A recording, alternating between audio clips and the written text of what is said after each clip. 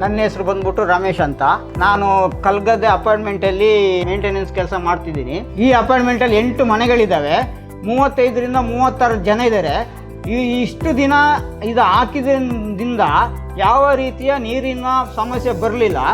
ನಮಗೆ ಮೊದಲೊಂದು ಕಂಪನಿಯಿಂದ ಫಿಲ್ಟ್ರ್ ಹಾಕಿದ್ರು, ಅದರಿಂದ ನಮಗೆ ಭಾಳ ಪ್ರಾಬ್ಲಮ್ ಆಗ್ತಿತ್ತು. ಮತ್ತು ಸರಿಯಾಗಿ ಅದರಲ್ಲಿ ಫಿಲ್ಟ್ರ್ ಆಗ್ತಿರಲಿಲ್ಲ. ಮಳೆ ಬಂದಾಗ ನೀರೆಲ್ಲ ಅದರಲ್ಲಿ ವೇಸ್ಟ್ ಆಗ್ತಿತ್ತು. ಆಮೇಲೆ ಆ ಫಿಲ್ಟ್ರಿಂದ ಎಲ್ಲ ನೀರೆಲ್ಲ ಲೀಕೇಜ್ ಆಗ್ತಿತ್ತು. ಹಂಗಾಗಿ ನಮಗೆ ಸಂಪಲ್ಲಿ ಜಾಸ್ತಿ ನೀರು ಸೇವ್ ಆಗ್ತಿರಲಿಲ್ಲ. ಇದು ಹಾಕಿ ಹೆಚ್ಚು ಕಮ್ಮಿ 5-6 ವರ್ಷ ಆಗ್ತಾ ಬಂತು. ಅಲ್ಲಿಂದ ಕ್ಲೀನಾಗಿ ನೀರು ಫಿಲ್ಟ್ರ್ ಆಗ್ತಿದೆ, ವೇಸ್ಟ್ ನೀರನ್ನು ಕ್ಲೀನಾಗಿ ಹೋಗ್ತಿದೆ, ಮತ್ತು ನೀರನ್ನು ವೇಸ್ಟ್ ಆಗ್ತಿಲ್ಲ. ಈ ರೈನ್ ಫಿಲ್ಟ್ರ್ ಬಂದ್ಬಿಟ್ಟು ಭಾಳ ಒಂದು ಉಪಯೋಗ ಇದೆ. ಇದರಲ್ಲಿ ಯಾವ ರೀತಿ ನಾವು ದಿನ ಕ್ಲೀನ್ ಮಾಡೋದಾಗಲಿ, ಒಂದು ವಾರಕ್ಕೊಂದು ಕ್ಲೀನ್ ಮಾಡೋದು ಅವಶ್ಯಕತೆನಿಲ್ಲ.